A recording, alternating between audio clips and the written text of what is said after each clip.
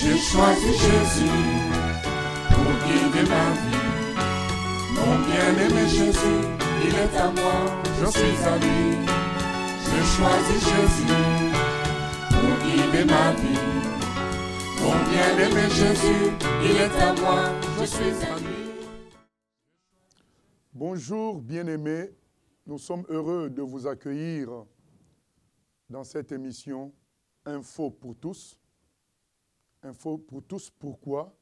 Parce que vous serez dorénavant participants. Comment? Nous nous proposons de vous présenter l'actualité revisitée, commentée, de sorte que vous puissiez vous faire votre propre idée de la véracité ou non des informations que nous recevons par-ci par-là des chaînes normales. Ces infos qui semblent être comme des instructions en quelque sorte qu'on reçoit pour une certaine pensée unique. Et premièrement, nous voudrions vous proposer des infos reçues de plusieurs sources, les confrontant les unes aux autres, de sorte que vous ayez un panorama d'informations et que vous puissiez juger par vous-même. Deuxièmement, nous nous proposons d'exprimer des non-dits ou des informations qui ne passent pas, parce qu'il faut savoir que la plupart des chaînes sont dirigées par des entreprises qui ont des connexions avec la politique et certaines infos ne passent pas dans les chaînes normales et nous nous proposons de vous les donner quand nous les avons ou alors de commenter les non-dits des informations qui passent dans les chaînes normales. Et troisièmement, nous voulons faire le lien à chaque fois avec la fin des temps. Parce que nous estimons que nous sommes à la fin des temps et que chaque chrétien doit rester éveillé ou alors doit se réveiller s'il dort encore, parce que Jésus revient bientôt. Ces événements qui sont en train de se dérouler dans ce monde sont là aussi pour nous rappeler que nous sommes à la fin des temps et que nous devons nous préparer au retour du Seigneur. Nous commençons par le premier sujet d'aujourd'hui concernant les caricatures et le film qui tourne autour de Mahomet et qui sont en train d'embraser le monde. Nous voulons dire ceci. Les chrétiens ne sont pas mieux lotis d'un côté ou de l'autre. Parce que ces athées ou libertaires qui attaquent l'islam, pour eux, ils considèrent que Dieu n'existe pas et que toute religion est une farce. Donc, ils se permettent, au nom de la liberté d'expression, d'attaquer des religieux ou des religions. Bon, même si nous sommes pour la liberté d'expression, nous reconnaissons que injurier quelqu'un que beaucoup d'humains estiment comme très important, vrai et envoyé de Dieu, ça peut déchirer le cœur, ça peut susciter des passions négatives. Et de l'autre côté, il y a les musulmans qui se sentent humiliés, injuriés et qui se donnent le droit d'user de violence pour défendre leur théorie. Mais l'un ou l'autre finira par attaquer le chrétien, que ce soit l'athée libertaire ou le libertaire sans être athée, il finira aussi par attaquer le chrétien parce qu'il va le considérer aussi comme quelqu'un qui est dans le rêve, qui est dans la farce avec sa religion. Et donc, chrétiens n'applaudis pas forcément parce que ça finira par toi aussi. De l'autre côté, le musulman va finir par traiter tout celui qui est non musulman pour être dans le camp des autres, de ceux qui attaquent l'islam. Donc il va les considérer comme étant dans l'autre camp. Et donc, aujourd'hui, qu'est-ce que nous devons nous dire? Ben, préparons-nous d'une manière ou d'une autre à des difficultés. Parce que les deux camps finiront par nous attaquer aussi. Mais le conseil que nous aimerons donner à l'un ou l'autre des camps, déjà aux athées, nous leur disons ceci, mais puisque Dieu n'existe pas, puisque la religion est fausse, mais pourquoi mettre tellement tant d'entrain pour vouloir la détruire? Si ça n'existe pas tout ça, ben, vivez votre vie, continuez à vivre, laissez les religieux vivre la désillusion dans les années à venir. Et nous disons aux musulmans, si vous croyez en Dieu, laissez Dieu défendre. Défendre ce que lui-même, il a donné aux humains. Mais aux chrétiens, nous disons, sois vigilant, garde tes pensées dans le Seigneur, les difficultés t'atteindront aussi, mais continue à professer que Jésus est le Fils de Dieu et le véritable Sauveur, parce qu'il est venu pour toute l'humanité. Il est venu sauver les musulmans comme les athées libertaires. Gardons la logique que Jésus-Christ est le seul chemin, la vérité et la vie. Deuxième sujet, ça concerne les OGM. On avait mis en garde les gens concernant Monsanto, cette entreprise américaine qui veut organiser la famine mondiale à travers le système de brevets et des OGM. Ils sortent des maïs que l'on ne peut pas replanter. Et lorsqu'ils sont plantés, ces grains-là sont plantés sur un terrain, on ne peut plus planter autre chose sur ce terrain-là. Donc on ne peut que racheter chez eux les semences pour les planter. Et ce genre de pratique rejoint ce que nous dit la parole de Dieu. Dans les derniers temps, il y aura des famines. Les gens disent, mais il y a la prospérité, mais d'où viendront les famines? Mais les famines seront organisées. Elles ne seront pas hasardeuses, elles seront organisées. Et cette entreprise Monsanto fait partie de cette organisation à venir qui va organiser les famines. Avec un système de brevets, on va nous interdire de faire certaines cultures à cause des systèmes de brevets. Et aujourd'hui, ça a été dévoilé. Vous voyez, ces chercheurs-là, ils ont cherché en secret parce qu'ils savaient que s'ils cherchaient en public, on allait les en empêcher. Donc c'est vraiment une entreprise, c'est un complot mondial de mettre les OGM pour pouvoir gérer l'humanité. Et dans la parole de Dieu, Dieu interdit d'une manière indirecte les manipulations génétiques. Mais ces gens-là veulent intervenir dans la création, ce qui ne leur a pas été donné. Et nous voyons les conséquences. Et aujourd'hui, que chacun de nous soit vigilant et gère son alimentation. Il faut qu'on dise, Dieu, nous avons besoin de toi, même concernant l'alimentation. Nous voulons que tu nous aides. Voilà ce qui arrive lorsqu'on ne suit pas la parole. On veut faire jouer à l'apprenti sorcier, produire son propre maïs, génétiquement modifié. Voilà les conséquences. Bien-aimés, revenons et restons toujours posés sur la Bible. Revenons à la Bible.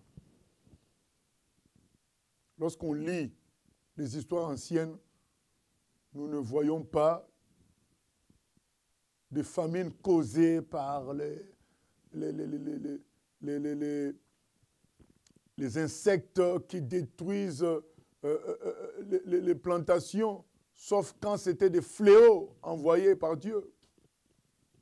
Aujourd'hui, sous prétexte de tout cela, c'est les OGM à tout va, les pesticides à tout va, et les conséquences sont néfastes pour l'humanité. Chrétien, reviens à ton Dieu, reviens à la nature telle que Dieu a créée. Dieu est tout-puissant pour nous préserver et nous donner ce qu'il faut pour manger tous les jours. Mais tout cela nous montre que la fin des temps est proche, mais avec nos prières, nous pouvons retarder certaines échéances. Parce qu'il faut qu'on ait du temps pour sauver le maximum. Et cette affaire-là va retarder un peu le travail de Monsanto pour nous laisser le temps d'évangéliser. Que Dieu soit béni. Nous passons à ce problème de loi sur le mariage des homosexuels et l'homoparentalité en France. Nous avons longtemps prié pour bloquer ce processus-là et nous avons eu des fruits par rapport à ça. Parce que quand on compare à ce qui se passe ailleurs, on peut dire que la France est quand même bien lotie. Nous avons, par nos prières, empêché l'établissement de ces lois-là. Ça fait des années. Et aujourd'hui, il y a ce risque-là, cette épée de Damoclès sur nous. Et nous ne voulons pas nous décourager. Nous continuons à prier pour nous opposer à cela. Même si nous passons pour des gens sans cœur, on nous dit, mais deux hommes, deux femmes, ils s'aiment, vous voulez les empêcher de vivre leur amour. Nous voulons empêcher personne. Parce que Dieu laisse l'homme libre de choisir la mort ou la vie. Ce n'est pas nous qui allons empêcher quelqu'un de choisir la mort. Mais nous voulons interpeller la conscience humaine. Dire, mais si les humains, des adultes, sont libres d'aller dans toutes sortes de débauches, mais est-ce que c'est logique de bafouer le droit de l'enfant? Cet enfant qui a droit quand même à avoir un père et une mère. Cet enfant qui a besoin d'avoir un foyer équilibré. Déjà que les enfants qui ont un seul parent souffrent dans les écoles de voir les autres enfants être récupérés par les deux parents. Déjà que les enfants qui sont dans des familles décomposées, qu'on appelle aujourd'hui recomposées, souffrent de plusieurs maux, plusieurs éducations. Ce n'est pas facile pour eux. Et on va rajouter à cela le fait qu'un enfant se retrouve face à deux hommes. Il va appeler qui maman, il va appeler qui papa. Face à deux femmes. Vous imaginez le traumatisme que c'est? Comment cet enfant va supporter ses amis à l'école? Comment ça va se passer dans le quartier? Qui est sans cœur?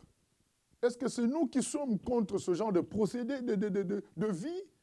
Ou les gens qui veulent chosifier les enfants et les faire vivre dans ces conditions-là? Un enfant, ce n'est pas un objet. C'est un être humain. Et la nature nous montre que le mariage, c'est entre deux humains de sexe opposé. C'est ça qui permet l'équilibre d'une famille. Déjà qu'on a des problèmes à maintenir la stabilité de familles, on ne va pas rajouter cette abomination. Et nous nous levons pour dire que nous sommes contre cela et nous prierons pour que ça ne marche pas. Bien-aimé là où tu es, intercède pour que cela ne passe pas. Que la France reste un bastion de résistance par rapport à des lois inhumaines. Que Dieu soit béni. Nous prenons le sujet suivant concernant la possible guerre entre l'Iran et Israël, la probable guerre même. Nous nous dirigeons vers une guerre entre l'Iran et Israël parce que l'Iran a décidé d'éradiquer Israël de la carte les Israéliens ne se laisseront pas faire et ils risquent d'attaquer les premiers pour détruire les fameuses centrales nucléaires qui sont en Iran. Mais ça ne sera pas une guerre Iran-Israël seulement. Israël sera certainement associé aux États-Unis. Israël sera soutenu par certains pays arabes, parce qu'il faut savoir que les Iraniens sont des chiites, beaucoup d'Arabes sont des sunnites, et l'Iran sera peut-être soutenu par la Chine ou la Russie, et soutenu par certains pays musulmans chiites. Donc ça sera une guerre qui va sérieusement embraser le monde. Donc nous les chrétiens, que serons-nous dans tout cela? Eh bien, il y aura des confusions qui se feront sur nous. Dans les pays anti-Israël, on nous associera à Israël. Et dans les pays musulmans, on nous considérera comme les pro-américains et les pro-Israël. Donc nous devons nous préparer à des persécutions. C'est pourquoi nous devons être remplis de foi, remplis de la logique de la venue du Seigneur, remplis de la logique du ciel pour tenir face à toutes ces persécutions-là. Nous avions dit au début que nous revisitons l'info pour nous ramener à la fin des temps. C'est la réalité.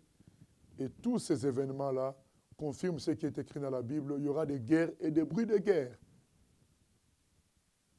Tenons-nous prêts et face à ces persécutions, disons-nous que le Seigneur revient bientôt.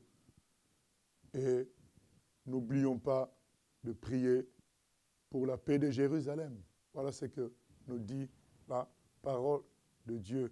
Et prier aussi afin que les promesses de Dieu pour Israël s'accomplissent. Car il est dit, celui qui bénit Abraham est béni, celui qui le maudit est maudit. Nous voulons la bénédiction. Nous ne soutenons pas des guerres, mais nous soutenons les promesses de Dieu en faveur d'Israël. Un autre sujet concerne maintenant l'actualité chrétienne. On a deux sujets concernant l'actualité chrétienne. Premièrement, il y a cette vague de judaïsation qui circule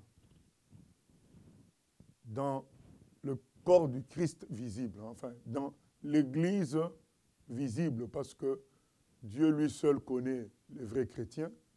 Mais dans l'Église visible, il y a une grande vague de judaïsation. On entend par-ci, par-là, des gens dire qu'il ne faut plus dire Jésus, il faut dire Yeshua seulement. Des gens qui commencent à célébrer, à observer le sabbat. Dans Galates, Paul dit à Pierre, toi-même Pierre, tu te comportes, tu n'observes pas les lois judaïques. Aujourd'hui, tu veux faire semblant et demander aux païens d'observer ces lois-là. Lisez l'Épître aux Galates, bien-aimés. Et dans l'Épître aux Galates, au chapitre 3, verset 28, il est dit qu'il n'y a plus ni juifs, ni grecs. Nous sommes tous un en Jésus. Le juif chrétien, nous les gentils, les païens, chrétiens, les gentils, ceux qui sont devenus chrétiens, mais les non-juifs, nous avons tous la même vérité. Ce qui est écrit dans Jean 1, 17, la loi est venue par Moïse, mais la grâce et la vérité sont venues par Jésus. Cette vérité-là, c'est que Jésus seul sauve. Et que nous ne sommes plus sous la loi. Maintenant, il y a des gens qui disent, ah oui, mais on a dit que le sabbat, c'est une loi perpétuelle. Mais oui, en Jésus, nous sommes dans le sabbat, nous sommes dans le repos. Ce n'est pas une émission de débat doctrinal. C'est pourquoi nous allons vous laisser avec des versets bibliques, des passages bibliques. On vous préconise, on vous conseille de lire Galates, de lire le livre, l'Épître aux Hébreux, de lire Matthieu 12, Bref, de lire les évangiles, de lire le psaume 95. Lisez tout ça, vous allez bien comprendre ce que Jésus-Christ est venu faire. Il est venu créer l'homme nouveau, la nouvelle naissance. Aujourd'hui, ce qui compte, c'est la nouvelle naissance. Quand tu es né en Christ, tu pratiques les œuvres de Dieu. On n'est plus sauvé par les œuvres, on est sauvé par la foi. Nous ramener aux œuvres, c'est renier l'Évangile. Nous vous laissons dans ces passages-là que vous fassiez votre propre jugement. Nous avons d'autres émissions concernant les débats doctrinaux. Ce n'est pas le sujet d'aujourd'hui, mais faisons attention. La vérité se trouve qu'en Jésus et en Jésus seul. Nous clôturons avec cette vague aussi, une autre vague qui circule dans les milieux chrétiens. C'est le fait que beaucoup de pasteurs se font appeler papa maintenant. C'est devenu leur titre. Dans les églises, on les appelle papa. C'est écrit dans Matthieu 23, 9, « N'appelez personne père ». Ce sont des signes d'apostasie, des signes dont nous pouvons nous servir pour reconnaître ceux qui ne sont plus serviteurs de Dieu, mais qui sont devenus leurs propres serviteurs. C'est le catholicisme qui revient, parce que dans le catholicisme, on appelle le pape Saint-Père. Et Dieu dit, n'appelez personne père, car vous n'avez qu'un seul père. Certains diront, mais oui, mais Paul dit que Timothée est son fils. Oui, on peut le dire comme ça. Voilà mon père spirituel, c'est lui qui m'a amené en Christ. Mais en faire un titre, comme les pharisiens en usaient, c'est quelque chose d'interdit dans la parole. Vous comprenez que quand quelqu'un est votre père, qu'il soit soulard, voleur, bandit, il reste votre père. Mais Dieu ne nous demande pas de garder en nos cœurs un pasteur voleur, bandit ou escroc. Donc quand un pasteur devient escroc, nous avons la liberté de le considérer plus comme notre pasteur. Mais si tu l'appelles papa, donc même quand il devient escroc, il reste toujours ton pasteur, reste ton papa. C'est une alliance satanique que d'appeler, de donner ce titre-là à ces pasteurs, papa, papa, papa. Ça fait que finalement, qu'ils volent, qu'ils mentent, qu'ils deviennent escrocs, ils vont rester notre papa, notre pasteur donc. C'est contraire à la parole de Dieu. Le Seigneur nous demande de nous éloigner des faux prophètes dans Matthieu 7. Paul nous dit que si quelqu'un met un autre évangile, qu'on ne le suive pas, dans Galates 1 au chapitre 8, qu'il soit même anathème. Or, appeler quelqu'un papa, ça veut dire que tout ce qu'il fera ne changera rien qu'il reste ton père, puisque c'est ton père. Ce n'est pas normal. Faisons attention, les temps sont durs et les fausses doctrines font partie des choses de la fin des temps. Que Dieu nous aide à rester dans la vérité biblique. Voilà, chers internautes, la fin de notre mission est arrivée. Vous pouvez nous contacter. Sur le site, il y a une rubrique concernant le contact. Posez vos questions, donnez vos avis. Tout cela servira pour la prochaine émission dans plus ou moins 2 semaines. Que Dieu vous bénisse et à bientôt. J'ai choisi Jésus pour guider ma vie. Mon bien-aimé Jésus, il est à moi, je suis à lui. J'ai choisi Jésus pour guider ma vie. Mon bien-aimé Jésus, il est à moi, je suis à lui. J'ai choisi Jésus